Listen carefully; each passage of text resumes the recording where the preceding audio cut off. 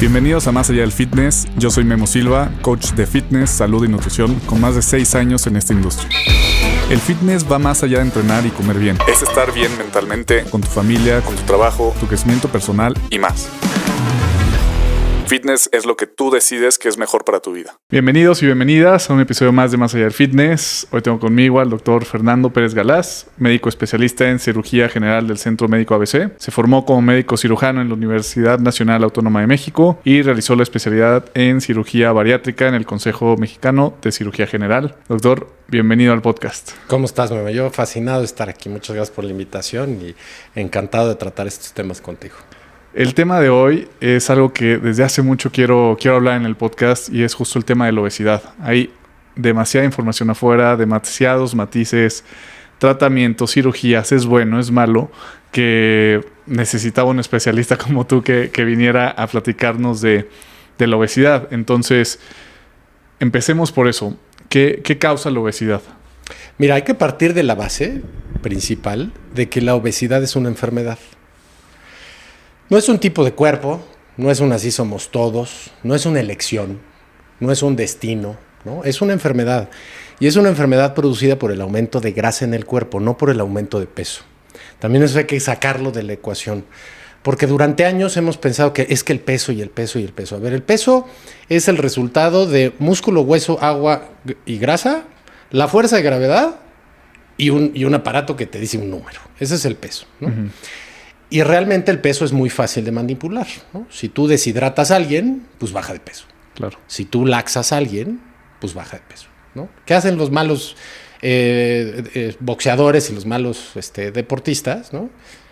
Pues para dar el peso, porque tienen que dar, se meten al vapor, se deshidratan, bajan 3 kilos de pura agua, dan el peso y después los ves como costales de papas al día siguiente en la pelea, ¿no?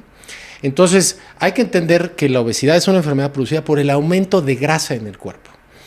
Y la grasa, hay 2 tipos de grasa. Una grasa que llamamos subcutánea, que es cualquier grasa que nosotros nos toquemos, que justamente es una grasa que se encuentra antes del músculo y antes de la piel, ¿no? Uh-huh. Después ya hay otra grasa que se llama grasa visceral, que se empieza a infiltrar en todos los órganos, en todos, ¿no? Ya hay reportes de que se infiltra en el cerebro, en los ojos, en la tiroides, en el corazón, por supuesto, en los pulmones y en los órganos intraabdominales. Órale. ¿Dónde tenemos más espacio? Porque a diferencia de los órganos que tenemos en el tórax y en el cráneo, los órganos están contenidos por hueso. En el abdomen es una faja de músculo, ¿no? No estamos contenidos por músculo. Por eso nosotros tenemos mucho más espacio en el abdomen. Entonces, ¿dónde se va colectando más grasa justamente intraabdominal, ¿no? La grasa visceral, la que se va infiltrando en el hígado, en el páncreas, en los intestinos, en el mesenterio, ¿no? Es la grasa que genera inflamación.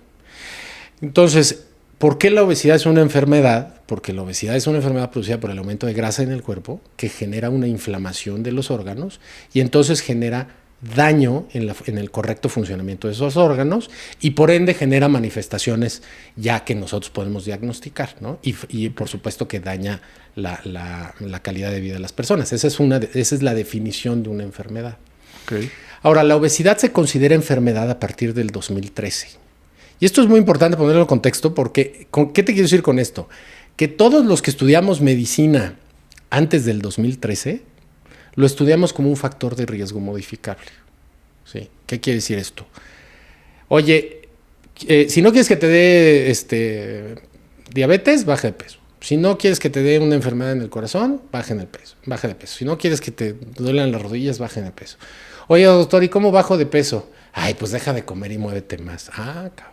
No, pues sí, es la recomendación que dan todos los doctores. El Nobel de Medicina, el doctor, ¿no? Porque, pues, ¿cómo no se me ocurrió dejar de comer y moverme más, ¿no? O sea, finalmente esa es una receta que durante 30 años hemos dado y no ha funcionado, ¿no? Si tú ves el crecimiento de la obesidad en los últimos 30 años en nuestro país y por lo general en el mundo, la epidemia de obesidad empieza en los años 80, pues ves que las gráficas son ascendentes y no llegamos ni siquiera a indicios de una estabilización. Uh-huh. Todos los años que se publica la encuesta de salud y nutrición, o sea, que es una encuesta que se hace a nivel nacional y que te dice el peso de la población, entre otros muchos datos muy interesantes, La última dice que el 75.3% de la población mexicana adulta, arriba de 20 años, tiene sobrepeso y obesidad.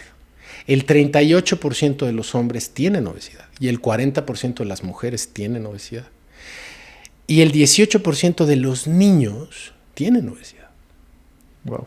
Entonces, esto es de verdad para ponerse es muy alarmante. A reflexionar. Porque decir, a ver, ¿qué está pasando y qué está sucediendo?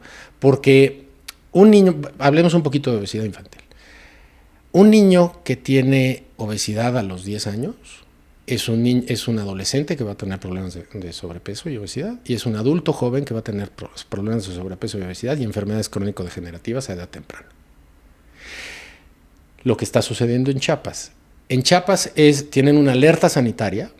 De esto te puedo decir que cuando yo estudié y decidí dedicarme a cirugía gastrointestinal y a cirugía de obesidad y a entender la enfermedad de la obesidad, uno de los datos que a mí más me dejó impactado, y lo estudié hace 10 años, que decía, en Chiapas hay aumento de diabetes tipo 2, o sea, diabetes de adultos, en niños. Entonces hay niños de 10 años que están iniciando con diabetes tipo 2.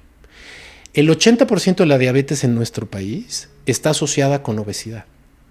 Entonces, ¿qué quiere decir? De 8 de cada 10 niños con diabetes en Chiapas tiene que ver con obesidad infantil. ¿Qué pasa con ese niño? Si un niño a los 10 años le da diabetes tipo 2, se va a morir a los 30. O sea, hoy por hoy no tenemos la tecnología para mantener vivo un organismo con una enfermedad crónico-degenerativa 60 años, para que lleguen cuando menos a los 70.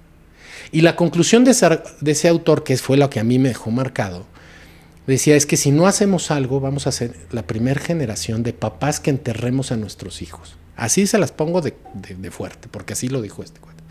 Y estadísticamente tiene razón, porque si tienes cientos de miles de niños que están padeciendo obesidad infantil, pues van a empezar a tener enfermedades crónico-degenerativas a la adolescencia y muy probablemente no lleguen a la media de sobrevida de este país, que es 78 años en hombres y 81 años en mujeres, ¿no?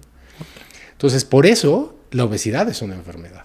Y es una enfermedad que genera un estado inflamatorio en el cuerpo. Porque esa grasa visceral, cuando la grasa, imagínate que es una célula. Todos se acuerdan de cuando hicimos la célula esta, de cuando éramos chiquitos. En primaria. En primaria, ¿no? Que hacías la gelatina y le ponías los organelos y todo eso. Bueno, imagínense esa célula, en el interior de la célula se colecta grasa, así una gotita de grasa. Entonces, conforme nosotros vamos aumentando esa grasa, es decir, el mecanismo va entrando más grasa, que les resumo un poquito cómo funciona. El ser humano, cuando come un alimento, ¿lo usa para su vida diaria o lo almacena? El ser humano no tira energía. Hay otros organismos en la naturaleza que no tienen forma de almacenar energía, entonces pues si no la no la usan. Hay muchos organismos en el mar, por ejemplo. Pues hay peces, por ejemplo, o hay moluscos que pues no tienen por qué guardar energía, pues porque abren la boca y comen. O sea, hay una abundancia de alimento, ¿no? Los mamíferos no tenemos esa capacidad. Nosotros tenemos que almacenar energía. Y los seres humanos, cuando nosotros comemos, o lo usamos o lo almacenamos. ¿Cómo lo almacenamos? En dos vías. Una que se llama glucógeno, ¿no? Que es un azúcar que vive en los músculos y es un azúcar fácilmente utilizable, que es la que haces cuando vamos a hacer ejercicio, por ejemplo, que haces alguna carga previa de carbohidratos, se genera glucógeno, o cuando estás haciendo cualquier tipo de entrenamiento, la energía que está utilizando tu músculo es glucógeno. Y la otra es grasa, y esa grasa se divide en grasa visceral y grasa subcutánea, ¿no? Ahora, ¿cómo se utiliza eso? Pues primero utilizamos el glucógeno, y después utilizamos otras vías de energía. Entonces, cuando la célula se va llenando de grasa, porque hay un aumento en la ingesta de alimento, pues entonces tu cuerpo va almacenándolo primero en glucógeno, se llenan los tanques de glucógeno y después dicen, oye, pues sigue sobrando energía, y entonces empiezo a guardarlo en forma de grasa, ¿no? Cuando esa célula de grasa va creciendo y va creciendo y va creciendo, llega un momento, imagínense un globo cuando lo estás inflando, que se le van poniendo transparentes, van perdiendo, se va estirando la pared y va perdiendo como que tono, ¿no? Entonces cuando se va estirando, llega un momento en donde la célula dice ya no puedo. Entonces deja de secretar hormonas normales, ¿no? Hormonas buenas, por así decirlo, y empieza a secretar hormonas inflamatorias. Por eso la obesidad, cuando hay exceso de grasa en el cuerpo y hay exceso de grasa en los órganos, estos órganos se empiezan a inflamar. La grasa, antes, te puedo decir, cuando yo estudié medicina en el 95, te decía el profesor, la histología, ¿no? Te decía la maestra. A ver, la célula de grasa lo único que sirve es para almacenar grasa. ¿No? Ahora, hoy se sabe que la célula de grasa es una célula que produce muchas hormonas, que produce hormonas buenas y produce hormonas inflamatorias. Entonces, también hormonas sexuales, ¿no? Principalmente. Bueno, más bien, el precursor de las hormonas sexuales es el colesterol, y el colesterol viene dentro de grasa, ¿no? Pero la célula de grasa, imagínate, el adipocito, produce unas cosas que se llaman adiponectinas, ¿no? Que son hormonas que se necesitan para regular y contrarregular justamente hambre y saciedad, ¿no? Y el metabolismo de glucosa. Produce una cosa que se llama leptina. La leptina es una hormona que produce saciedad.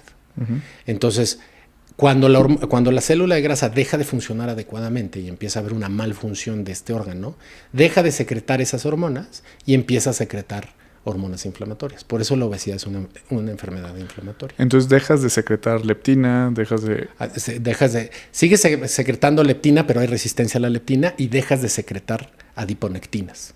Y esta sería una razón por la cual muchas personas con obesidad no pueden dejar de comer o se les complica mucho controlar esa saciedad.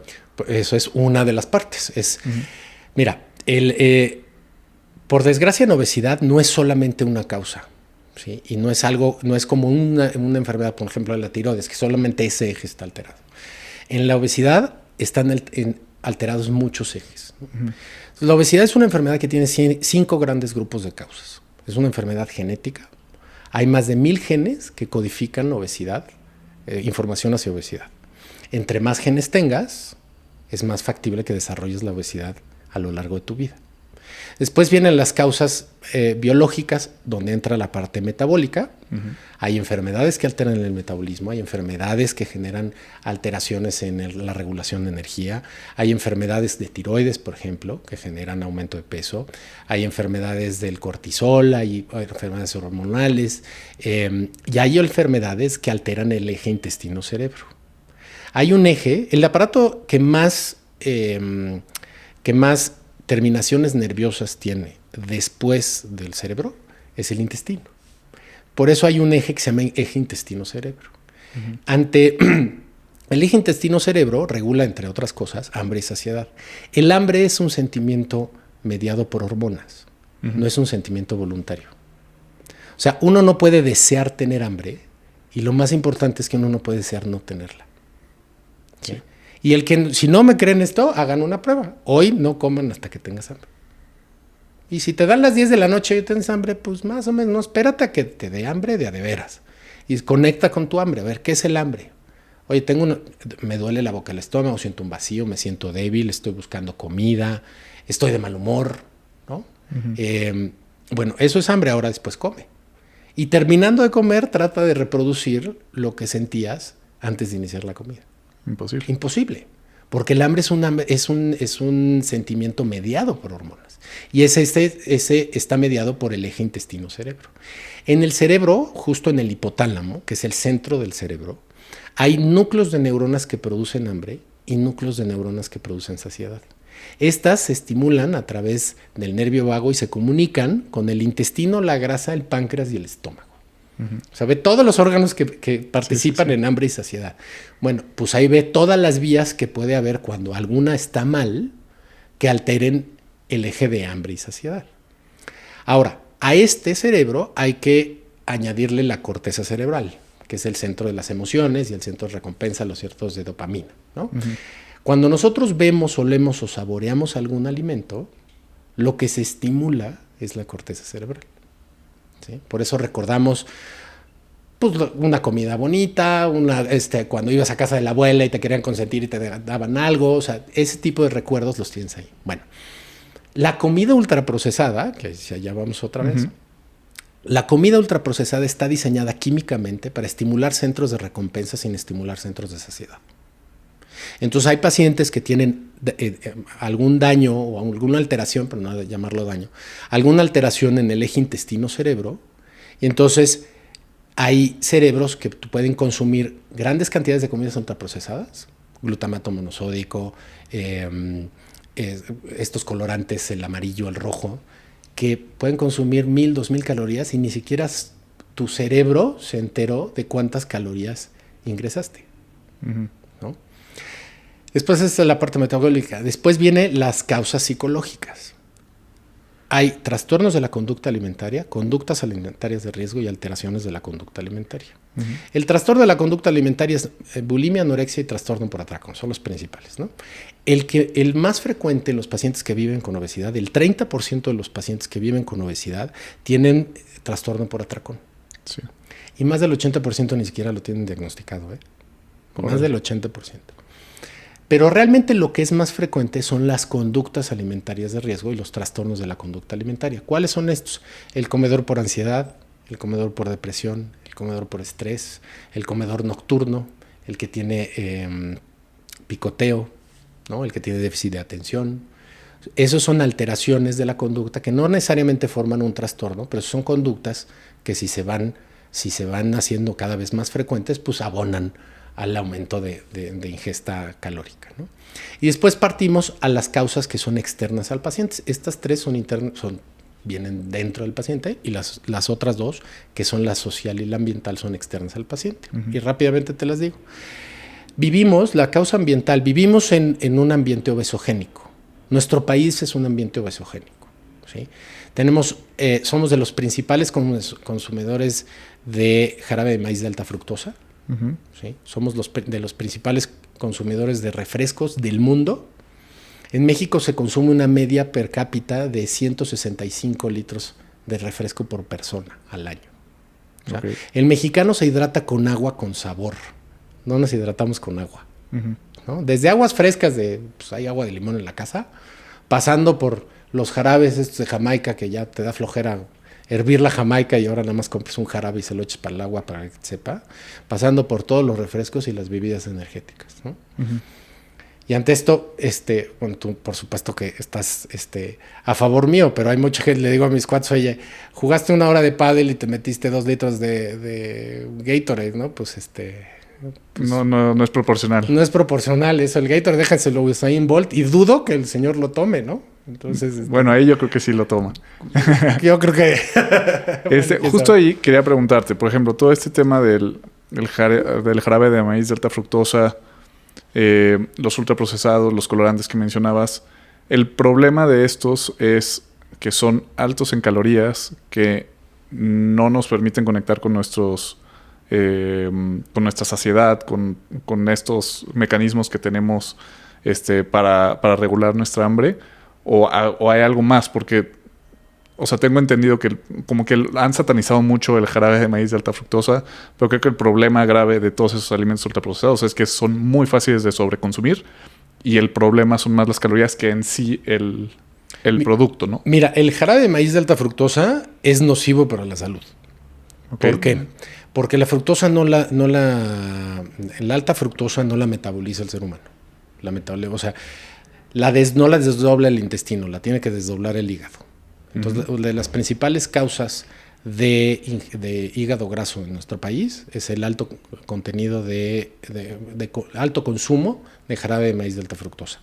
El jarabe de maíz de alta fructosa se inventó por ahí de los 80s, uh-huh, porque Reagan libera el precio del azúcar para proteger los ingenios. Entonces pues, se empiezan a encarecer todos los productos que tienen azúcar de caña. Uh-huh. ¿No? Entonces se inventa este jarabe de maíz de alta fructosa. Este es un proceso químico de maíz y sobre todo de la peor calidad, de maíz transgénico, metido en una máquina que te da un endulzante que tiene larga vida de anaquel y es muy barato. Uh-huh. Eso lo están endulzando todo. O sea, los dulces que tú y yo alguna vez consumimos de chiquito, o el refresco que yo tomé de chiquito, la chaparrita, o la Coca-Cola, cualquier refresco, estaba endulzado con azúcar. Hoy por hoy están endulzados con jarabe de maíz de alta fructosa, ¿no? Entonces, vamos, sí tiene que ver el tema del sobreconsumo, ¿no? ¿Sí? Son calorías muy rápidas, son calorías que te dan una energía muy, muy rápida. ¿Y qué sucede? Cuando tú empiezan a modificar las papilas gustativas. Si un niño toma jarabe de maíz de alta fructosa, y es lo que pasa en Chiapas, por ejemplo, tú ves niños de 2 años en San Juan Chamula empinándose los refrescos así, de a litro, ¿no? Ese niño a los 2 años que sus papilas gustativas se le están desarrollando, se las estás cambiando y entonces toda la vida van a tender a irse por esos sabores. Eso es en el jarabe de maíz de alta fructosa. En otros colorantes y en otros productos ultraprocesados que tienen grasas trans, por ejemplo. Las grasas trans es un proceso por el cual le inyectan hidrógeno a una grasa para solidificarla y mantenerla estable para que tenga larga vida en anaquel, ¿sí? Y aparte utilices aceites vegetales que son baratos. Okay. Entonces, sí, desde luego que tiene que ver el sobreconsumo. Y eso viene dentro de todo este ambiente obesogénico que te decía. Los colorantes. En México no tenemos una buena regulación en cuestión de los colorantes. Te puedo decir que los colorantes en exceso, el amarillo y el rojo, son cancerígenos. Están asociados con el aumento del cáncer. Entonces, ¿qué puedes hacer? Pues es que pues, yo soy un poco radical en ese sentido, pues no se consuman. Oye, pues es que se consuman un poquito, pues entonces dile a tu hijo que fume. Pues un cigarro no te va a hacer cáncer. Pero ¿por qué no dejas que un niño de 10 años fume? Cuando en los años 40 dejaban que los niños a los 12 años fumaran, ¿eh? Entonces, a lo que voy es que tenemos que limitar el exceso de oferta. Pues, bueno, el exceso de oferta lo voy a decir distinto porque la oferta va a seguir. Tenemos que educarnos en el sentido del consumo. Ahora, es algo muy complejo porque si tú ves las gráficas de crecimiento de obesidad en los últimos 6 años y el crecimiento de tienditas, de estos supercitos, de tiendas de conveniencia, en los pueblos, donde más ha crecido la obesidad en los últimos 6 años es en los pueblos, en los más pobres. Y tú ves el consumo de comida ultraprocesada en esos sitios de consumo y van así. Entonces, ¿qué ha pasado? La gente ha cambiado de cultivar y cosechar y consumir para ir a comer comida que es rica, sí, sabe rico, sí, es barato, sí, te nutre, no. Entonces, por eso tenemos que regular el tema del ambiente obesogénico. Y la otra causa es la parte social. Y esta tiene que ver con que no ubicamos la obesidad como una enfermedad. Entonces, ¿qué sucede? En México, te voy a dar un dato. En México, en la Ciudad de México, una mujer con obesidad, en un puesto directivo, puede llegar a ganar hasta la mitad de sueldo que un hombre sin obesidad, en el mismo puesto. Porque tiene doble carga de discriminación.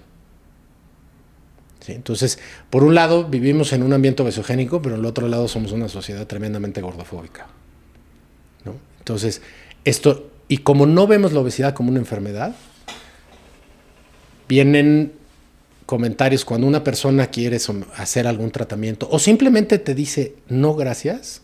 Ay, no vas a querer tantito. Ay, pero es que es domingo, pero es que este pastel lo traje de donde, no sé. No, gracias, no quiero. Ay, de verdad, ¿por qué no? O sea, no respetamos el hecho de que una persona te diga no gracias. Sí, es muy difícil. Y puede ser en el mundo, ¿eh? Tengo pacientes que yo he operado, que de repente, la semana pasada llegó un paciente que regresó de España, me dijo, en 2 restaurantes salió el chef a preguntarme si todo estaba bien.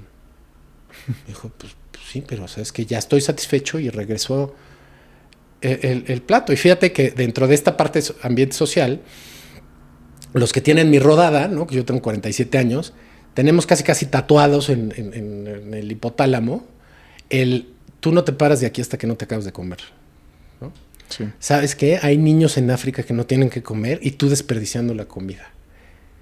¿Sabes cuánta gente es responsable de que ese niño no tenga que comer antes de ti? ¿No? Pues está el presidente del país, la UNICEF, la ONU, los gringos, el presidente de México, fundaciones, y después, si quieres, estás tú.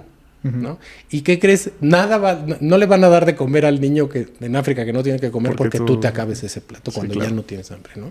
Entonces, muchos pacientes, lo primero que les tenemos que ayudar es a deconstruir toda esa información, porque tienes que yo no puedo dejar de comer, yo no puedo dejar comida en el plato, por ejemplo, ¿no? Y eso tiene que ver con el aspecto social que tenemos en la comida. Y otra de las causas sociales es que, como no vemos la obesidad como una enfermedad, todo lo relacionamos alrededor de la comida, ¿no? Si estamos tristes, comemos. Si estamos contentos, comemos. Si estamos pasando por una pena, comemos. Si estamos pasando por una alegría, comemos, ¿no? Entonces, realmente es bien complejo y son esas 5 las grandes causas de obesidad. Siguiendo con esto que mencionabas ahorita, te quería preguntar, para este tipo de alimentación que es por ansiedad, por estrés, por déficit de atención, que creo, y de lo que he visto y de mi experiencia, es de la gran mayoría de las personas no come por hambre o no come porque no sepa qué comer. Es por alguna de estas causas. O sea, la gran mayoría está ligado a lo emocional. ¿Hay algo que se puede hacer? ¿Cómo se deberían de tratar estas acciones? O sea, ¿cómo le haces para dejar de comer por ansiedad, por estrés? Justo, lo primero es identificarlo. Mira, cuando nosotros hacemos una evaluación del paciente, lo hacemos una evaluación integral, ¿no? Un paciente cuando viene con nosotros, dentro de la evaluación lo vemos 6 médicos, cada uno hacemos diferentes interrogatorios, se llenan diferentes cuestionarios. Hay cuestionarios validados para definir si eres comedor emocional, si eres comedor por depresión, por ansiedad, si a la respuesta de un estímulo decides consumir algún tipo de alimento, y eso lo evaluamos. Hay 5. Una investigación que acaba de salir, en el 2021 fue reportada por la Clínica Mayo, son los 4 fenotipos de la obesidad. ¿Qué es un fenotipo? El fenotipo es lo que nosotros observamos, es la característica observable de la manifestación de un gen. Uh-huh. Entonces, por ejemplo, pues tú tienes los ojos cafés, ¿no? Pues tu fenotipo es de ojos cafés. O sea, es decir, tú tienes tus genes, te dan ese fenotipo, tu estatura, el color del pelo, en fin, ¿no? Eso, las características de un gen, lo que nosotros vemos es el fenotipo. En obesidad hay 4 fenotipos. Y uno se llama el intestino hambriento, otro es el cerebro hambriento, que tienen que ver con el eje intestino-cerebro.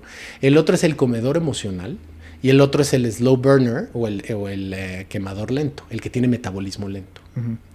Cuando nosotros hacemos el diagnóstico de esos 4 fenotipos, hacemos acciones dirigidas a resolver cada uno de estos fenotipos.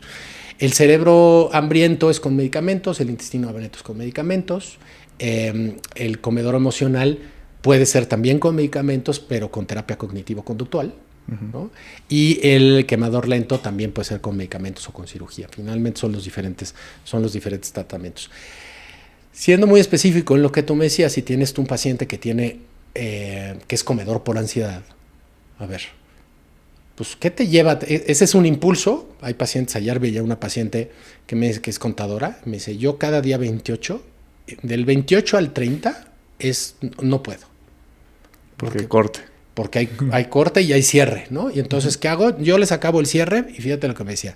Pero déjame aquí una bolsa de papitas y déjame una bolsa de cacahuates. Me dice, yo nunca como de esas cosas más que esos 2 días. Bueno, pues, ¿y cuáles son? Y son comidas que tienen ciertos estimulantes. Lo que te decía de ese eje intestino-cerebro y que se va más a la recompensa. Entonces, hay cerebros que reaccionan de esa manera. Entonces, para el tratamiento que se tiene que hacer, primero hacer el diagnóstico, reconocerlo y entonces manejar la ansiedad. No es manejar en vez de que comas cacahuates, come otra cosa más saludable. Come jícamas. Porque sigues comiendo por ansiedad. Pero es que estás comiendo por ansiedad. Uh-huh. Entonces, operado o no operado, o con tratamiento para obesidad o no tratamiento para obesidad, lo que tienes que tratar es la ansiedad, uh-huh, o la depresión o el estrés o el déficit de ansiedad, déficit de atención, ¿no? Entonces, por eso el diagnóstico tiene que ser integral. Ok. Y para personas, o sea, creo que una recomendación sería ve con un psicólogo, ve a la terapia Cognitiva y conductual. Cognitiva conductual. Uh-huh. La terapia, por ejemplo, mira, el tratamiento de obesidad, ¿no? Entendiendo que ya es, la obesidad es una enfermedad, y es una enfermedad que tiene 3 manifestaciones principales, ¿no? O sea, ¿cuáles son los síntomas de la obesidad? Uno son, los podemos dividir en tres grandes grupos de causas, que es las mentales, las mecánicas y las metabólicas. Uh-huh. Dentro de las mecánicas, ahí es donde sí tiene que ver el peso, fíjate. Ahí sí tiene que ver el peso. ¿Por qué? Nosotros tenemos determinadas genéticamente, por nuestra estatura, nuestra corpulencia, la cantidad de músculo que tenemos, nosotros tenemos determinadas resistencias en nuestras articulaciones. Tenemos resistencia mínima y tenemos resistencia máxima, ¿sí? Por cada kilo que tú sobrepases tu resistencia máxima, la presión que carga esa articulación se multiplica por 5.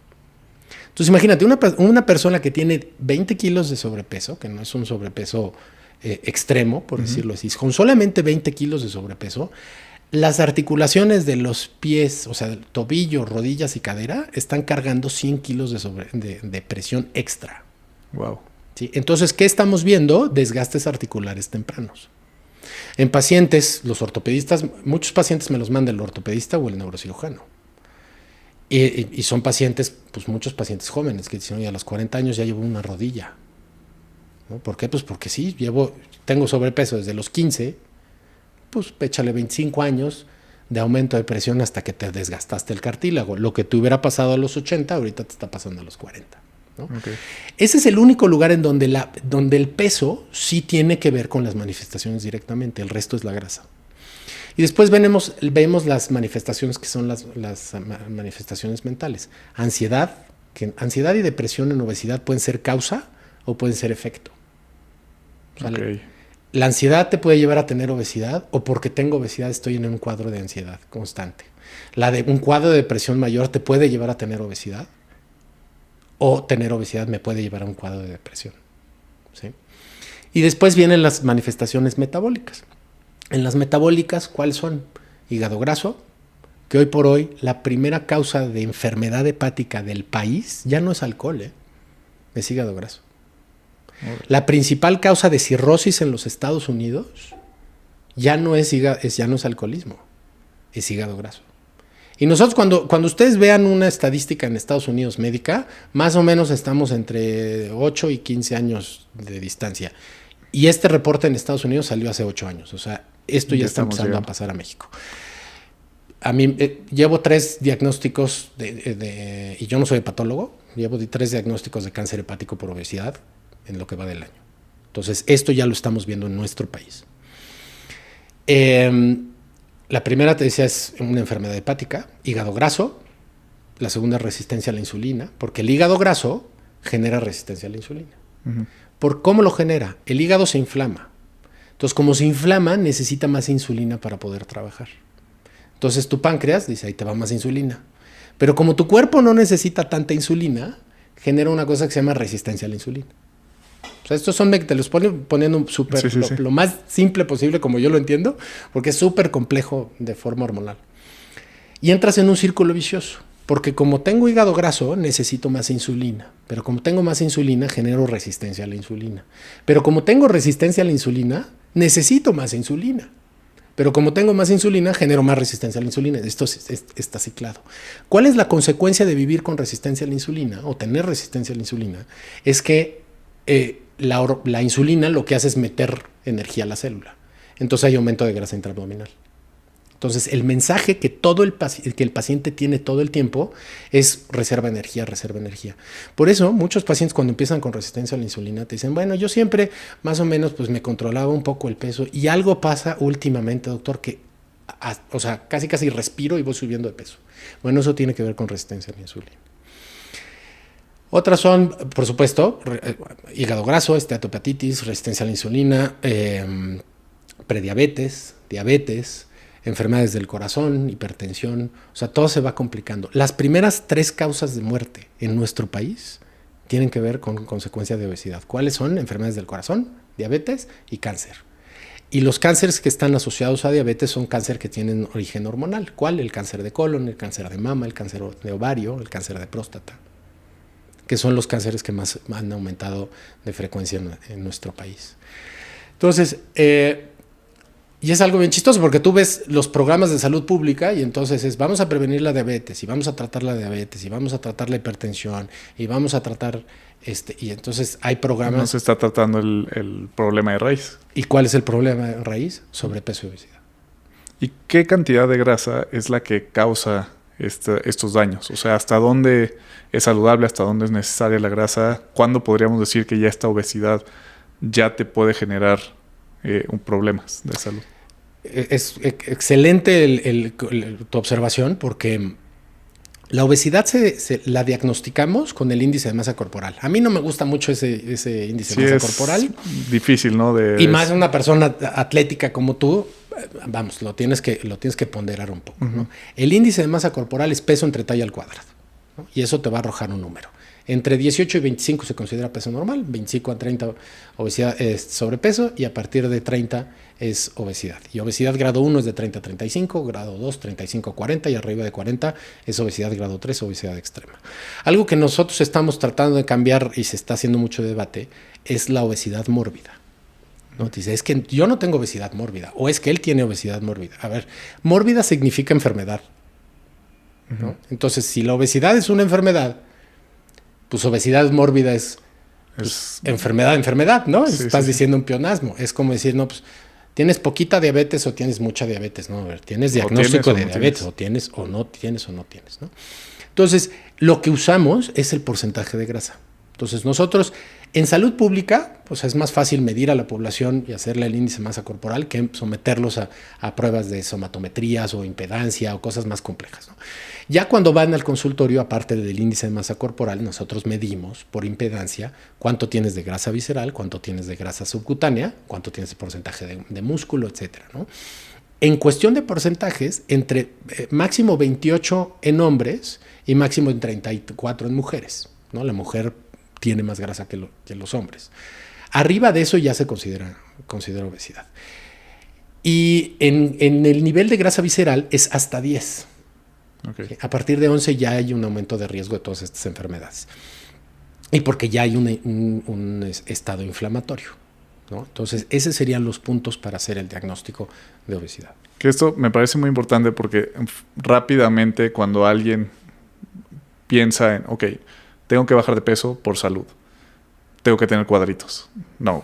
O sea, 28% no es, es el extremo alto, pero no estás ni cerca de tener cuadritos. No. Un 20% es un porcentaje de grasa bastante saludable en el que tampoco vas a tener cuadritos. Y sigues muy lejos de tener cuadritos. ¿No? Entonces, no significa que todos deberían estar mamadísimos y flaquísimos. Totalmente. ¿No? Ni para mujeres. Entonces, estar en un porcentaje de grasa saludable. Sí. Simplemente. Y en el tema de grasa visceral, ¿qué tan buenas son estas herramientas, el InBody, para detectarlo o no son tan buenas? Mira, sí son buenas. Nos dan? Sí, es un buen parámetro. Hay de los InBodies, pues hay los que son de grado médico, los que tenemos en los consultorios, ¿no? Hay otros que hay el más caro, digamos, que yo no lo tengo en el consultorio. Yo tengo el que es grado médico, pero el segundo, pues. Porque el otro es como para deportista de alto rendimiento y entonces sí te da por compartimentos cuánto porcentaje de músculo tienes, cuánto porcentaje de agua tienes.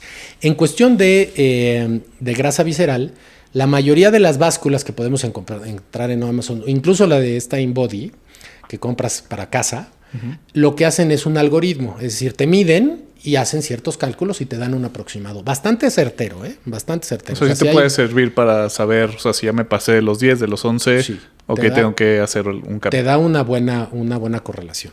Y vienen ya pues, las básculas pequeñas, que muchos nutriólogos la tienen, y vienen otras InBodies que son más, digamos, de grado médico. Esas de grado médico tienen más canales, entonces sí te dan de forma muy certera cuánto tienes de porcentaje de grasa y el nivel de grasa que tienes visceral. Por ejemplo, antes de yo tener el upgrade de este InBody, pues el máximo de grasa visceral era 20. Entonces teníamos un paciente con obesidad extrema y tenía 20. Y tenemos un paciente con obesidad grado 2 y tenía 20. Pues sí, ahora ya sabemos que el de obesidad grado 2 pues tiene 25 y el de obesidad extrema tiene 40. Ok. ¿no? Por ejemplo, eso es lo que mide. En grasa visceral. En grasa visceral. Y me faltó otro parámetro que es muy fácil, que todos lo podemos hacer en nuestra casa, y es lo que podemos medir, que es la obesidad abdominal. Y fíjate, yo te decía... Circunferencia. Sí, de la circunferencia abdominal. Ajá.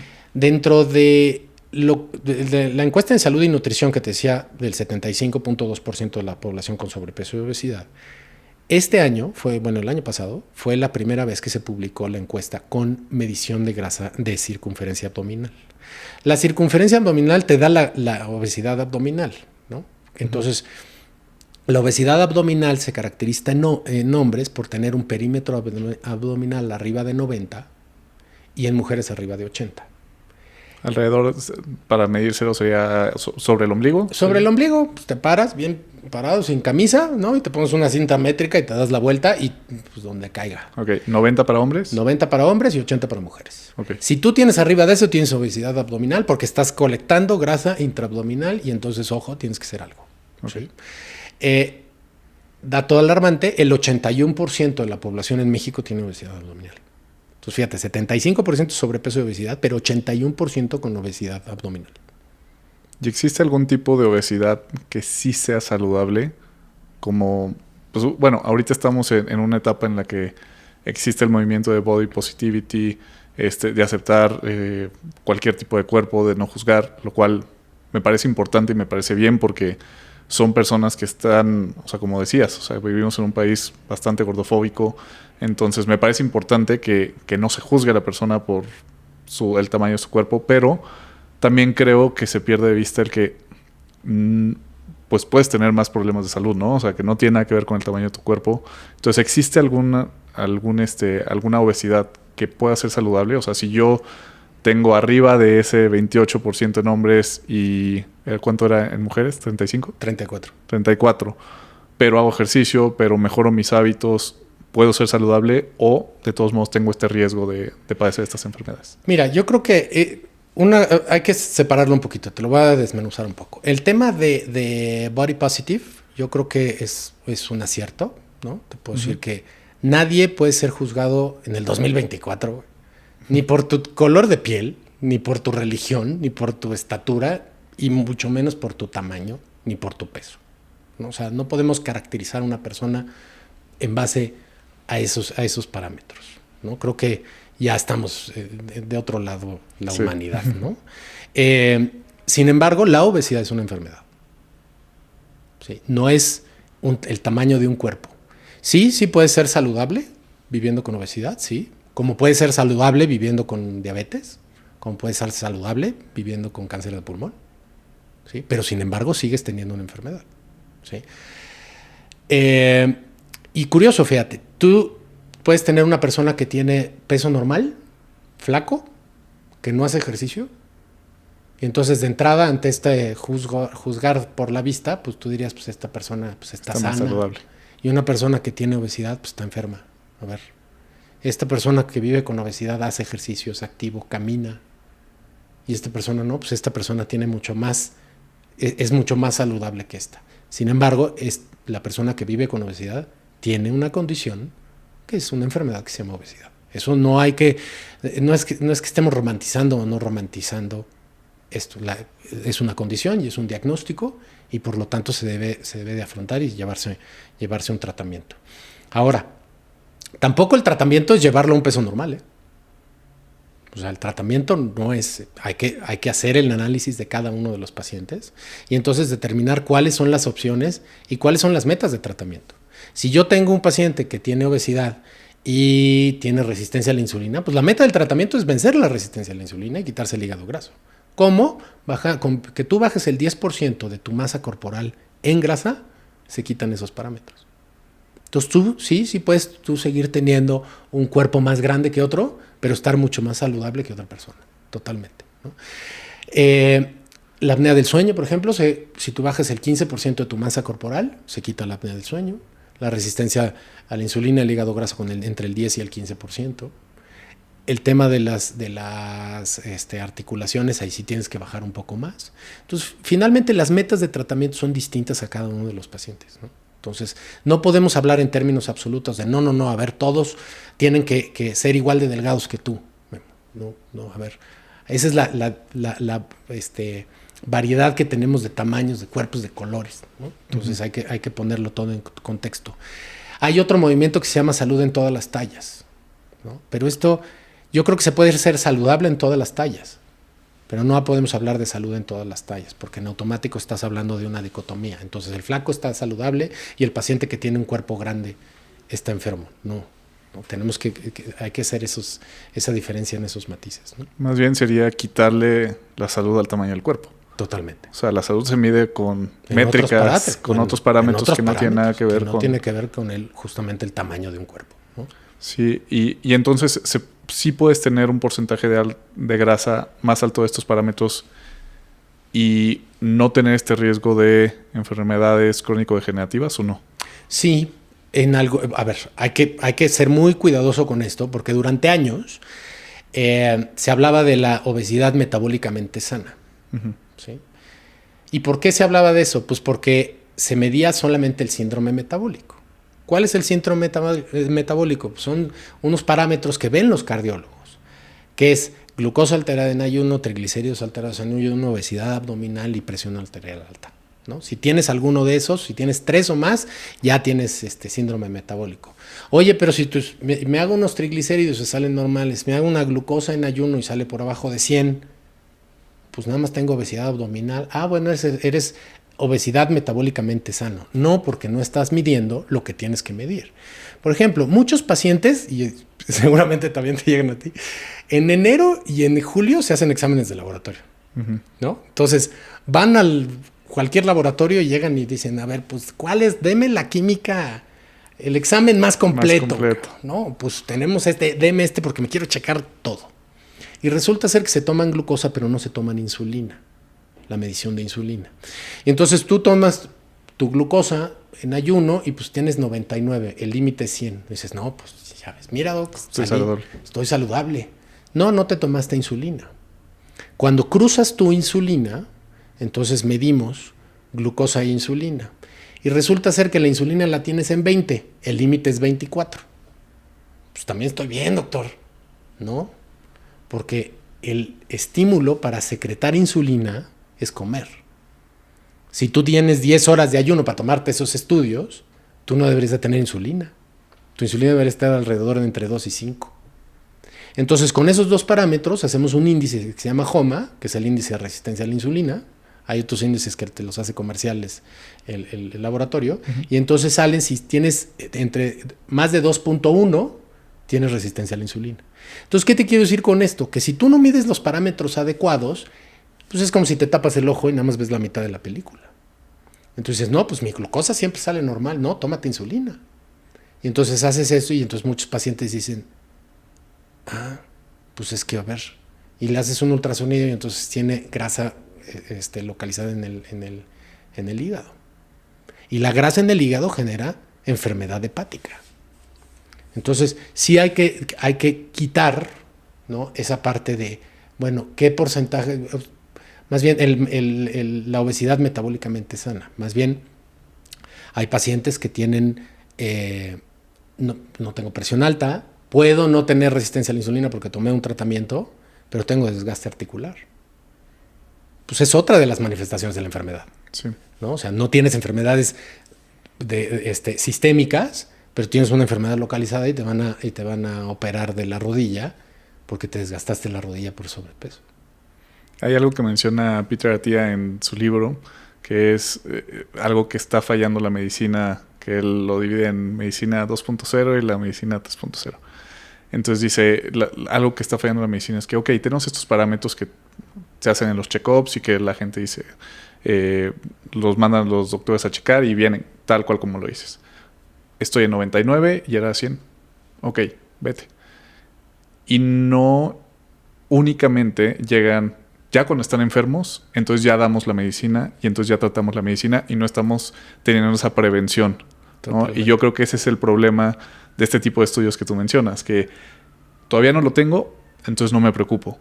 Cuando creo, y aquí sí tú dime, de lo que he visto de los estudios, es que aunque sí puedes estar metabólicamente saludable, todavía no tienes esos problemas, el riesgo sigue siendo más alto para desarrollar enfermedades crónico-degenerativas a futuro si tienes obesidad. Totalmente. Por ejemplo, en hígado graso ya está perfectamente medible. Cada 3 años vas a tener progresión de la enfermedad. Si yo te tomo una fotografía ahorita, pues, oye, pues en este momento solamente tienes tienes localización de grasa en el hígado.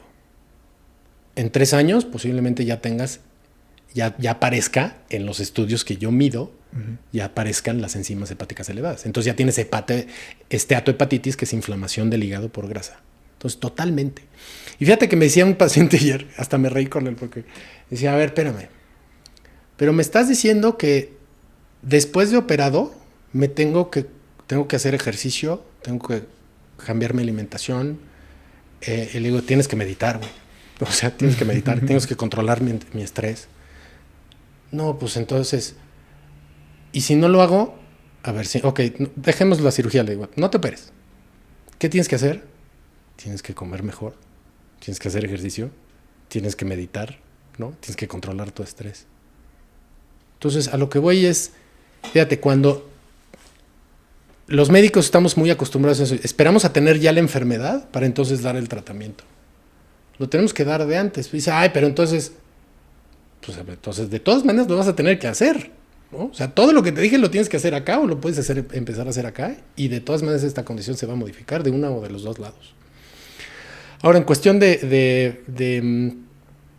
con él también decía, fíjate, a mí me chocan eso de las teorías de la conspiración y que a las farmacéuticas, es que a los doctores les gusta tener a todo el mundo enfermos para que no se les acabe el negocio. A ver, ¿no? Vamos a ver. ¿Qué es más fácil? Y tú que te dedicas a esto. ¿Qué es más fácil, Memo? ¿Cambiar la forma de ser de un ser humano? ¿O inventar una pastilla que tú puedes seguir fumando, tomando, no moverte, estresándote y no te enfermes? Definitivamente la pastilla. Y aparte me voy a hacer millonario. Entonces, ¿qué está haciendo todo el mundo? Pues en vez de... Las farmacéuticas están invirtiendo en... ahorita se me está metiendo una cantidad de dinero que a mí se me hace terrible porque ya salió el primer medicamento para la progresión de la enfermedad hepática. Hay una que se llama fibrosis. De fibrosis ya no pasaré a cirrosis. Ya está ese medicamento. Entonces, los pacientes que están en F2, que es fibrosis grado 2, le das este medicamento. Eso salió en noviembre en Estados Unidos y eventualmente llegará a nuestro país. Bueno, Alemania ya sacó con bombo y platillo el mes pasado un artículo en donde ya inventamos una pastilla para que no te dé hígado graso. Entonces no cambias tus hábitos, sigues haciendo todo y o van a haber otros problemas. No sí, va a ser hígado graso. Y seguramente esta pastilla va a costar un dineral, pero tómate y ya no vas a poder, ya no tendrás hígado graso. Puedes seguir siendo sedentario, te enfermarás de otra cosa, pero ya no te va a dar hígado graso. Hablando de los medicamentos, quiero tocar el tema de Ozempic, el otro, ¿cómo se llamaba? Zepbound, que es tirzepatide, el de Ozempic o el Saxenda. Todos estos análogos de... GLP-1. Ajá. ¿En dónde entran? Y sí se usan, sí son buenos para hacer un tratamiento en contra de la obesidad, no. ¿Quiénes son aptos para tomar estos tratamientos? Porque se volvió famoso porque ahora Kim Kardashian, Khloe Kardashian, no sé quién de las Kardashian, no veo eso. Elon Musk salió hablando de Ozempic, entonces ahora cualquier persona piensa que la puede tomar. ¿Dónde entran y cuál es su uso y para quién sí sirven estos medicamentos? Mira, estos medicamentos son unos excelentes medicamentos, ¿eh? Los análogos de GLP-1, son en comparación como cuando se inventaron medicamentos como para pantoprazoles y omeprazol para inhibir la secreción gástrica. La verdad es que son unos excelentes medicamentos. ¿Cómo funcionan estos medicamentos? Y aquí déjame contarte cómo se descubrió el GLP-1. Uh-huh. GLP-1 es una hormona que se produce en el intestino, en ese eje intestino-cerebro que seguimos estudiando. Y cada 2 meses salen más investigación increíble porque pues, no lo habíamos estudiado, ¿no? Uh-huh. O sea, apenas está sacando mucha información de ahí. Bueno, por la cirugía bariátrica, por el bypass gástrico, se dieron cuenta que a los pacientes en Estados Unidos que los pacientes a los cuales se les hacía bypass gástrico y tenían diabetes, dejaban de tomar medicamentos para la diabetes. Entonces al principio decían, bueno, es que están recién operados y están en ayuno. Les daban de comer, oye, todavía no necesitan insulina. No, bueno, es que están comiendo muy poquito. Es que están bajando de peso. Hasta que alguien fue a ver, hay algo que está ocasionando que haya una mejoría en el metabolismo de la glucosa después de un bypass gástrico. Y entonces se pusieron a investigar y encontraron estas células que se llaman células L en el intestino delgado, en el intestino final. Se descubren estas células L que producen el GLP-1. El GLP-1 humano tiene una vida media, o sea, dura cuando se secreta en respuesta al alimento, 2 minutos. ¿Y qué funciona? Pues funciona para regular, entre otras cosas, hambre y saciedad y metabolismo de los carbohidratos. Entonces sintetizan este medicamento, ¿no? Empiezan a estudiarlo y empiezan a sintetizar esta hormona y finalmente llega una empresa que genera estos medicamentos. Y como todo en medicina, que la historia de los medicamentos es súper interesante, para que los que les gusta, búsquenla, y los que creen en la teoría de la conspiración, de cómo me voy a poner un medicamento que se inventó para diabéticos, para el tratamiento de la diabetes, a ver, ¿no? Vamos a desmenuzarlo. ¿Tú sabes cómo se descubrió el Viagra? No. Bueno, pues el Viagra se descubrió, es una historia interesantísima, porque empiezan a hacer una investigación de esa sustancia, el sildenafil, o no sé cómo se llama, para hipertensión arterial, para la presión. Entonces hacen una investigación, pues, ¿no? Un protocolo de investigación. Entonces los hombres no entregan el medicamento y las mujeres sí. No sirve para la presión, ¿no? Entonces pues dicen, a ver, una investigación, ¿y por qué no? No, y los pacientes decían, no, pues se me perdió. No, pues no lo encuentro, ¿no? Hasta que alguien dijo, ¿sabes qué? Tengo erecciones cuando tomo ese medicamento. Y entonces la industria dice, a ver, espérate, no sirve para bajar la presión porque sí, la presión pero sirvió para otras cosas. Y pum, inventaron el Viagra. Wow. ¿No? ¿Qué pasa con los GLP-1? Los GLP-1 no tienen o sea, cuando los compararon con otros medicamentos para bajar el azúcar, no tienen una mayor efectividad que los que ya tenemos. Pero empiezan a ver que tienen una efectividad para control de peso. Y entonces a partir de ahí dicen, a ver, espérate, ¿por qué no estudiamos estos medicamentos para control de peso? Y vemos por cuáles son los mecanismos por los cuales generan que los pacientes tengan saciedad. Y entonces empiezan a estudiar esas moléculas. Estoy hablando del 95, ¿eh? La gente que dice que no se sabe nada de esos medicamentos y apenas hace un año los empezaron a usar. A ver, espérame, llevamos más de 20 años de investigación farmacológica alrededor de estos medicamentos, ¿no? Uh-huh. ¿Qué pasa? ¿Qué produce el Ozempic, por ejemplo? El primero fue Saxenda. El primero fue Saxenda, que es un GLP-1 que se pone diario, se inyecta diario. Entonces producen 3 efectos. El primero es que estimula los centros de saciedad en el hipotálamo, o sea, te quita el hambre, ¿sí? El segundo es que disminuye el vaciamiento del estómago. Entonces, la señal que genera el estómago de saciedad, cuando uno come, que el estómago se llena, y entonces emite una señal de saciedad al cerebro y dice, oye, ya no necesito porque ya estoy lleno, ¿sí? Esa señal dura más tiempo. Y la tercera, que yo creo que es de lo más valioso que tienen estos medicamentos. Vaciamiento gástrico es que la comida tarda más. Tarda más en salir del estómago, uh-huh. ¿Sí? Y el tercero que te digo, que es yo creo que una de las cosas más valiosas que tienen estos medicamentos, es que el food noise o el pensamiento recurrente y reverberante de comida cuando uno está con dietas hipocalóricas, lo quita. Cuando uno hace una dieta de quitar carbohidratos o restricción calórica, el ser humano empieza a secretar ciertas hormonas, entonces que te llevan a buscar comida. ¿Sí? Hay una cosa que se llama set point del peso o ajuste del peso, teoría del ajuste del peso.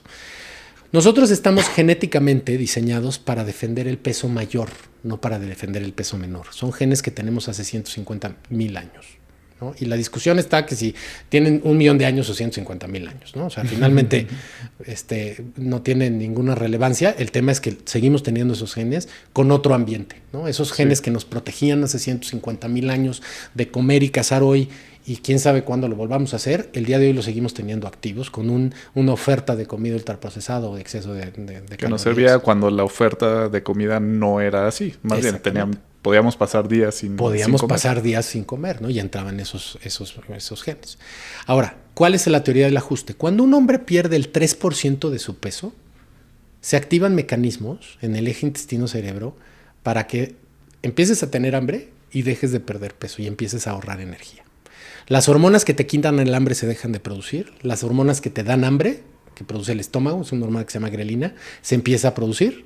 Y la tiroides, que es la que regula cuánto gastas de energía en reposo, frena su producción, o sea, vuelve más lento tu organismo. Entras en modo ahorro. Eso solamente con el 3% del peso. ¿Eh? Imagínate una persona que mide 1,60 y pesa 90 kilos, que tiene 30 kilos de sobrepeso. Con que pierda 2.7 kilogramos, se empiezan a activar esos mecanismos. Cuando pierdes el 5% del peso, se activan el doble. O sea, todo se prende más. Y cuando se pierde el 10% del peso, se activan mecanismos para recuperar el peso. ¿Sí? Eso es la teoría del set point del peso. Dentro de estas hormonas que se activan, ¿no? Muchas se activan las que te llevan a buscar comida. El GLP-1 bloquea esa señal. ¿Sí? Entonces, esos son los 3 efectos por los cuales funciona en el tema del peso. De hecho, en el tema de la recompensa y en el tema de los que son pacientes que tienen comedores emocionales, por ejemplo, el GLP-1 bloquea esa señal de recompensa.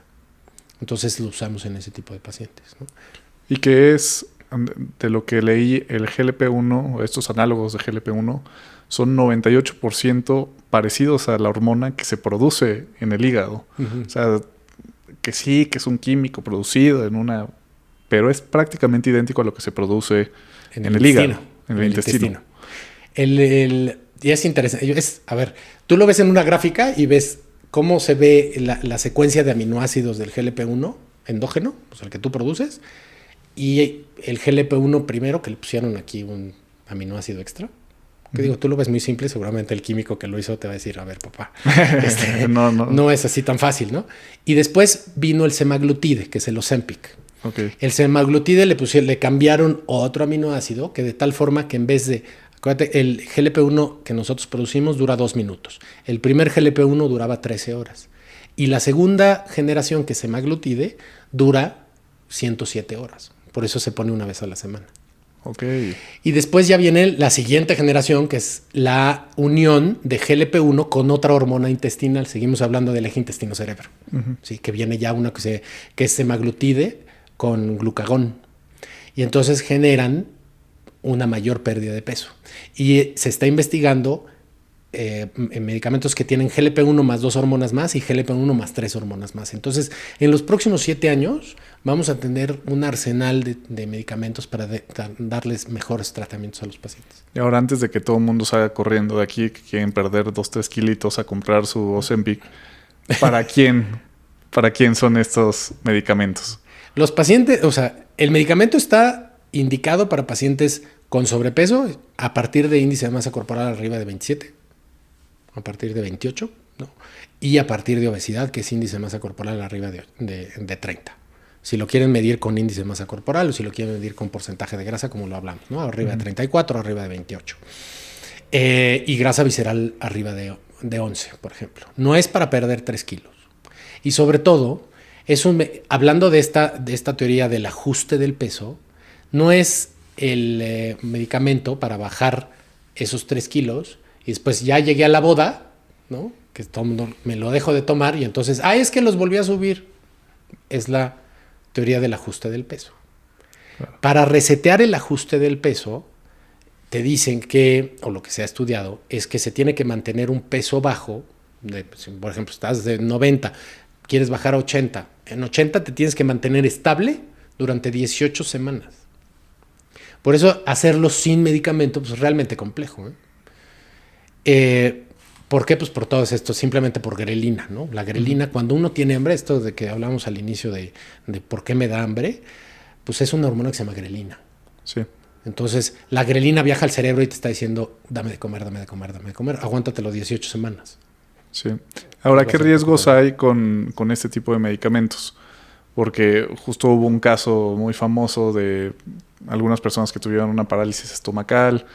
¿Cuáles son los riesgos y por qué pasan estos riesgos? Mira, los riesgos de usar cualquier análogo de GLP-1 son pancreatitis. Por eso es un medicamento que tiene que llevar supervisión médica. ¿Sí? Y más en nuestro país, que tenemos acceso así de que vas a la farmacia y compras cualquier cosa. De verdad, no utilicen estos medicamentos sin supervisión médica.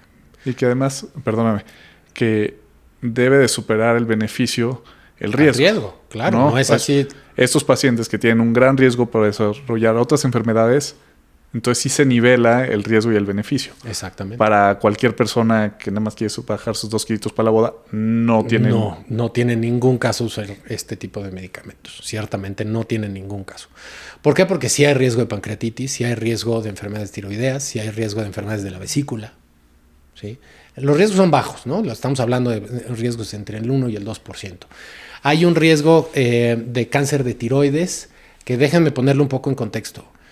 En el alerta o en el warning que va a tener el medicamento, se tiene que poner ese warning o esa alerta, pero realmente no se ha visto ya en estudios grandes que exista un mayor riesgo de tener cáncer de tiroides con respecto al resto de la población. Lo que pasó es que en los primeros estudios de investigación sí se encontró una asociación. Entonces, a partir de ahí, por ley, se tiene que poner. Insisto, por eso estos medicamentos son de vigilancia médica. Tienes que ir con un médico, no con la comadre que se lo dio otro médico, porque yo me he encontrado recetas mías en chats. No, pues no vayas con Fernando ahí, a mí me lo mandaron así y así se van pasando recetas mías, ¿no? Entonces, estos medicamentos sí tienen que llevar una supervisión médica. Ahora, en el tema de la parálisis gástrica, sí ha habido reportes, son raros. Lo que se tiene que ver es, hay una disminución en el vaciamiento del estómago. Sí hay una disminución en el vaciamiento del estómago. Si tú tienes una patología, por ejemplo, las personas que viven con diabetes o otras personas que tienen gastritis crónica, que de por sí ya tienen vaciamientos gástricos retrasados, y usas estos medicamentos, pues vas a ralentizar todavía más tu vaciamiento gástrico. Insisto, si vas con un médico y le dices todo eso, pues pocos médicos te recetaríamos esos medicamentos o recetaríamos un medicamento que estimule tu vaciamiento gástrico. Entonces, hay que ponerlo todo en contexto. Porque uno de los mecanismos de efecto de los medicamentos GLP-1 para pérdida de peso es hacer más lento el estómago, el vaciamiento del estómago. Lo decíamos por esta señal que el estómago emite cuando está lleno, ¿no? Entonces, para eso está diseñado ese medicamento.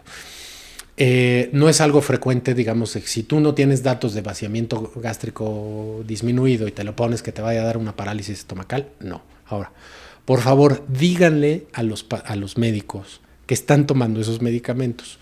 Hemos tenido pacientes que llegan a urgencias por apendicitis, por cualquier otra cosa, o incluso pacientes que se van a operar de la rodilla, de la espalda, cirugía plástica, ¿no? Que resulta ser que cuando van a hacerles el procedimiento quirúrgico, ahí sí ya se ha reportado que tienen el estómago lleno y entonces tienen riesgos en la anestesia. Okay. Y los pacientes ni siquiera le dijeron al anestesiólogo, ¿no? Tuvimos varios casos, de hecho, en el hospital. Nosotros ya tenemos como una alerta de los anestesiólogos tienen que preguntar, ¿tomas medicamentos? No. ¿Y no te estás inyectando Ozempic? ¿No te estás inyectando? Ah, bueno, sí. Bueno, pues entonces sí, hay que ponerlo ahí en una nota, ¿no? Decirle a todos que si los estás usando por cualquier razón o porque no te lo dio un médico, platicarlo a tu médico. Muy valioso.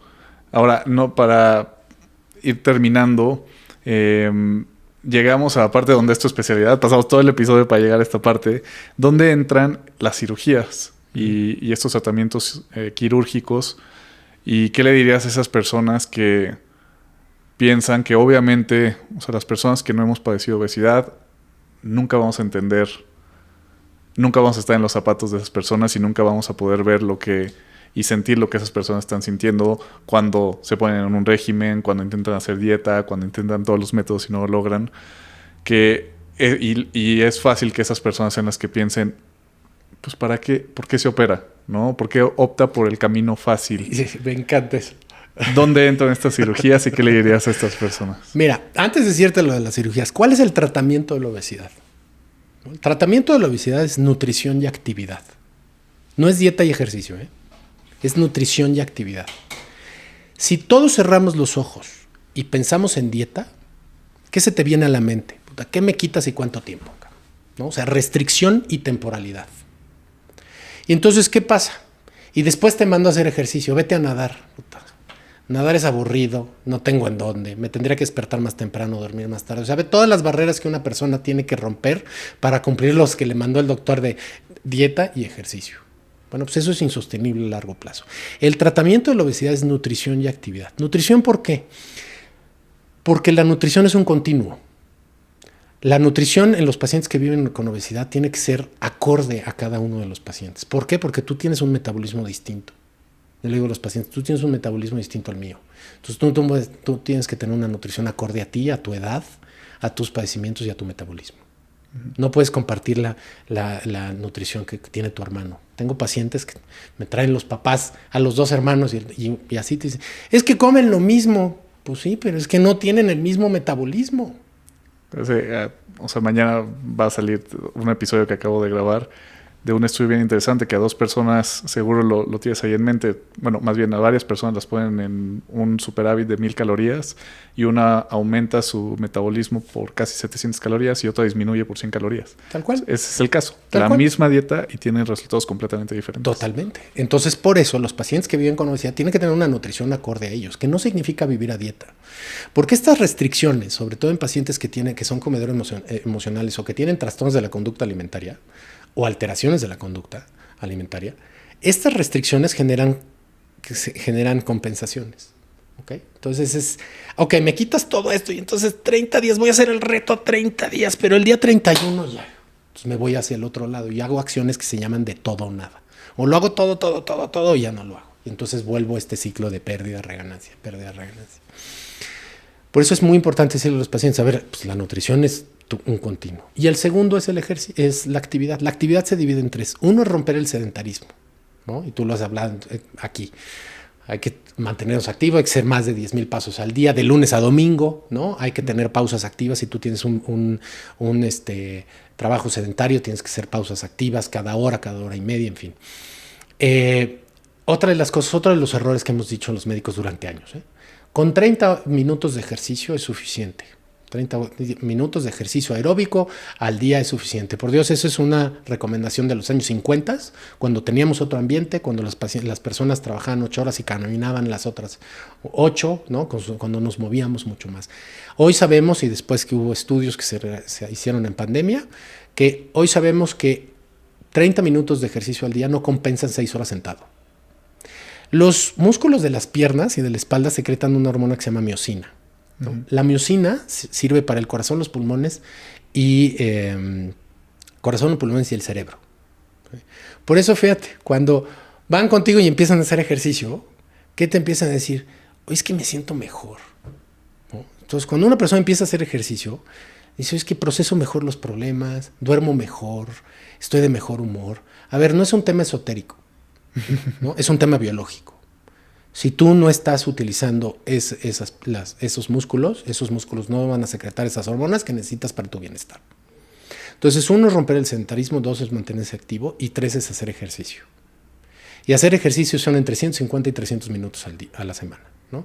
Y el ejercicio tiene que tener 4 características, ¿no? Tú lo hablas perfectamente. Ritmo, intensidad, duración y frecuencia. O sea, lo que hagamos para que tu cuerpo lo metabolice como ejercicio tiene que tener esas 4. Pero ¿cuál es el más importante y que no viene en libros? Que tiene que ser divertido. Porque si no es divertido, no es sostenible a largo plazo. Y no lo vas a seguir haciendo.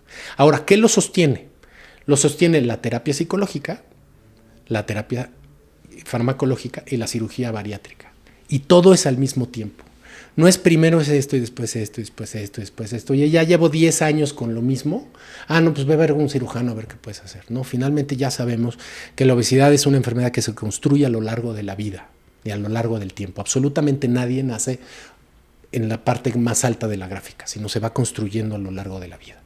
Si sabemos que esto es una cuestión ascendente a lo largo del tiempo, pues tenemos que intervenir a los pacientes antes, ¿no? Ahora, mencionabas, oye, ¿y cuándo la cirugía? Bueno, la cirugía está indicada desde obesidad grado 1. ¿Sí?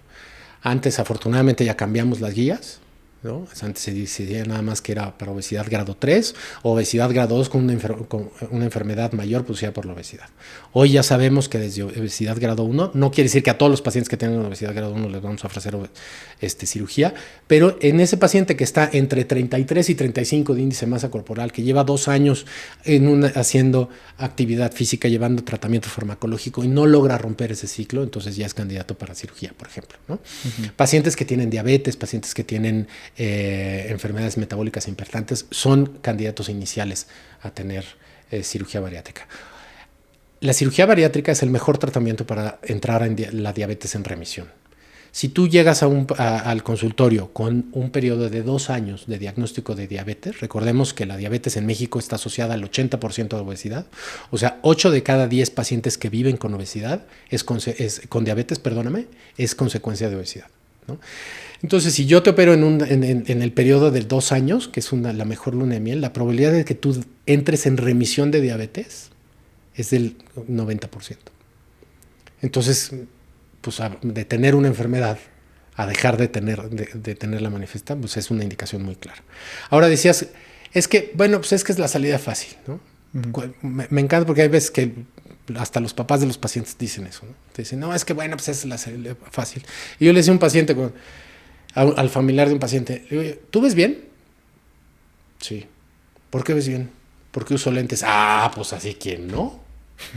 ¿No? Pues así quien no. A ver, ¿te duele la cabeza? ¿Te tomaste un analgésico y ya no te duele? Ah, pues así quien no. No, güey, medita y siéntate y ponte a pensar bonito hasta que se te quite el dolor de cabeza, ¿no? Entonces, no, la cirugía es hoy por hoy el mejor tratamiento para la obesidad. Tiene sus indicaciones precisas y la cirugía no tiene nada de fácil. Cualquier paciente que te haya dicho, yo me operé, que te diga a ver qué tiene de fácil. Hay que hacer un tratamiento previo a la cirugía. Hay que hacer muchos cambios previos a la cirugía. Hay que cambiar la relación con los alimentos. Hay que hacer actividad física. Hay que iniciar a tener ejercicio. Después viene el procedimiento quirúrgico. Yo hago 2 procedimientos quirúrgicos, que es la manga gástrica y el bypass gástrico. En la manga gástrica es una cirugía de 45 minutos y 1 día en el hospital y 1 semana de recuperación. En el bypass gástrico es una cirugía de 1 hora y media. 1 día de hospital, máximo 2 días de hospital y 1 semana de recuperación. Y después viene el seguimiento postoperatorio. El seguimiento postoperatorio es cuando acompañamos a los pacientes a acoplarse a vivir con una cirugía bariátrica. La cirugía bariátrica no está pensada para, tú tienes un estómago de este tamaño, te voy a hacer un estómago chiquito y ya. No, a ver, la cirugía bariátrica es un eslabón en una cadena de tratamiento. Se tienen que hacer muchas cosas antes y después se tienen que hacer muchas cosas después para acoplarse a vivir con este estómago. Yo le decía a los pacientes, a ver, tú llevas 35 años viviendo con tu estómago y yo en 45 minutos te lo voy a cambiar. Entonces yo te tengo que ayudar a acoplarte, primero a irte acoplando antes de la cirugía y después acoplarte a vivir con esa cirugía para que entonces tengas buenos resultados y sobre todo que la pérdida de peso se mantenga a lo largo de tu vida, ¿no? Y si alguien llega contigo con obesidad, que no hace ejercicio, que no cuida su alimentación, ¿es inmediatamente candidato a la cirugía o primero le mandas a hacer estos cambios de estilo de vida? Mira, los pacientes cuando llegan conmigo, cuando los valoramos, después hacen una evaluación integral. En la evaluación integral te ve el bariatra clínico, la nutróloga, la psicóloga, el endocrinóloga, el médico del deporte y la anestesióloga. Y ya cuando todo el mundo le pone palomita, entonces ya nos sentamos y le ponemos fecha. Más o menos me lleva entre 3 y 4 semanas preparar a una persona a entrar a un procedimiento quirúrgico. Y justamente, qué bueno que tocaste ese tema, porque muchos pacientes, yo le llamo el highway moment, ¿no? Tienen un momento en donde dice, ya, yo quiero ya que me operen, yo ya intenté esto, ya fallé otra vez en un tratamiento, ya tuve una experiencia desagradable y hoy quiero que me operen. Te voy a contar un paciente. Le pasaron 2 momentos el mismo fin de semana, ¿no? El viernes se enteró que su hijo no lo invitó a las Olimpiadas de la escuela. Y entonces en la cena le dice, oye, ¿qué pasó? O sea, hoy me dijo el papá de fulanito que hoy eran las Olimpiadas y yo no fui. ¿Por qué no me invitaste? Y el niño en su inocencia de 8 años le dijo, ay papá, tú no te puedes mover. Y el siguiente, eso fue el viernes. Entonces imagínate el dolor que tu hijo te diga eso. Y después el domingo, perdóname, se lo llevó al estadio. Entonces fueron a ver un partido de la selección mexicana. Y entonces él se invitó a los amigos de su hijo. Entonces él se sintió tan incómodo en la butaca, porque no cabía en la butaca. Y lo que más le dolió es que el hijo sentía pena de cómo su papá no cabía en la butaca. Entonces él, cuando me lo contó, él llegó así diciéndome, me opero mañana. A ver, digo, ese es el highway moment. Uh-huh. Entonces dije, no, a ver, primero tenemos que hacer muchas cosas antes. Y empezamos a prepararlo y finalmente llegó a una cirugía bariátrica. Yo le hice una manga gástrica, bajó 60 kilos, ¿no? Es un hombre ahorita que hace ejercicio, hace actividad física, ¿no? Y entran en un círculo virtuoso, porque a un paciente, yo les digo a muchos cuando me dicen, es que yo lo voy a lograr con ejercicio perfecto. A ver, la probabilidad de que una persona llegue a su peso normal con dieta y ejercicio, con obesidad grado 3, o sea, si una persona con obesidad grado 3 quiere llegar a su peso con dieta y ejercicio, la probabilidad es de 1 en 1290. O sea, solamente 1 en cada 1290 lo logra, y eso es el 0.0007%. Entonces, este estudio que te estoy comentando lo publicaron en Estados Unidos, es un estudio en inglés.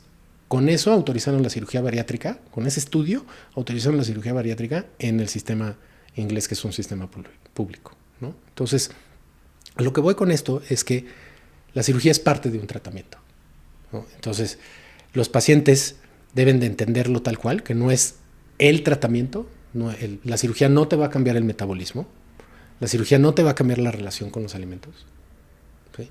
La cirugía no te va a cambiar el estrés cuando estás preocupado y lo único que te lo calma es comer, ¿sí? Entonces, por lo tanto, tiene que llevar un tratamiento integral. Qué buena información. La verdad es que creo que ha sido una conversación bien, bien rica para que nos da, creo que a todos, un muy buen panorama de lo que es la obesidad, causantes y demás. Así que de verdad, muchas gracias por toda esta información. Ya para cerrar ahora sí el episodio, te quiero hacer unas preguntas finales. Quiero saber cómo te ha cambiado la forma de pensar desde que te graduaste de la especialidad al día de hoy. 180 grados. 180 grados. Yo estudié cirugía bariátrica, y en cirugía bariátrica te enseñan a operar 2 procedimientos, no a tratar la obesidad.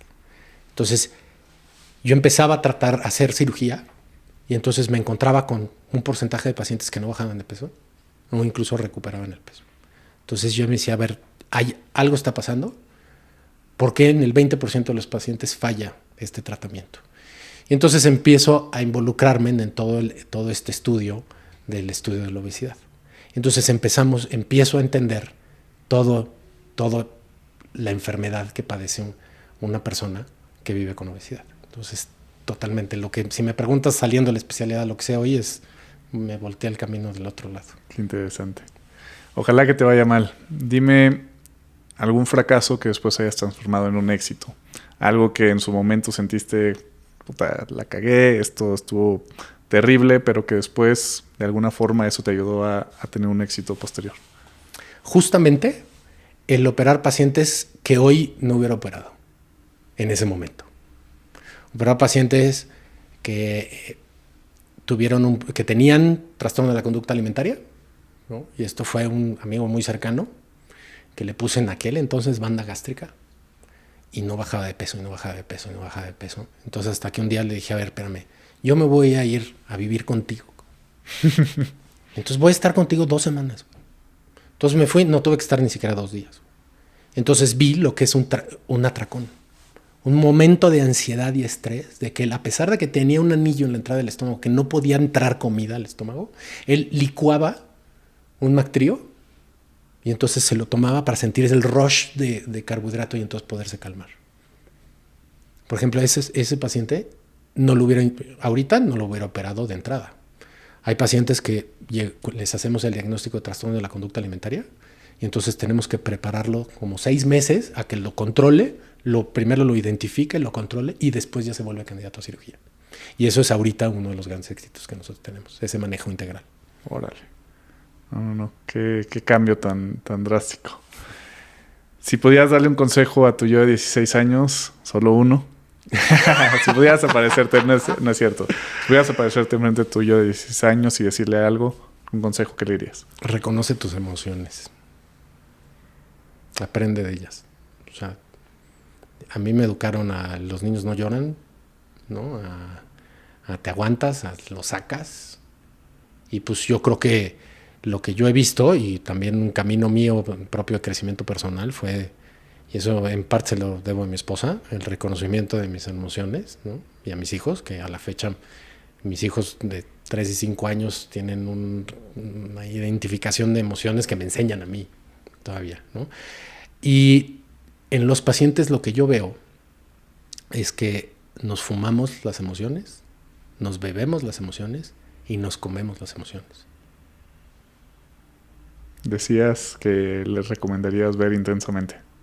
Sí, yo creo que me hubiera servido muchísimo que a los 16 años hubiera estado esa de Intensamente. Muy bien, me encanta. Es definitivamente, creo que es algo que, como ha surgido últimamente con varios invitados, hombres, estamos bien acostumbrados a no hablar de nuestras emociones, a tragárnoslas y no sé si es nada más algo de género, si es algo de educación, pero es algo bien interesante y que yo también he aprendido poco a poco a ir identificándolas, sentirlas nada más y tenerlas más presentes. Sí.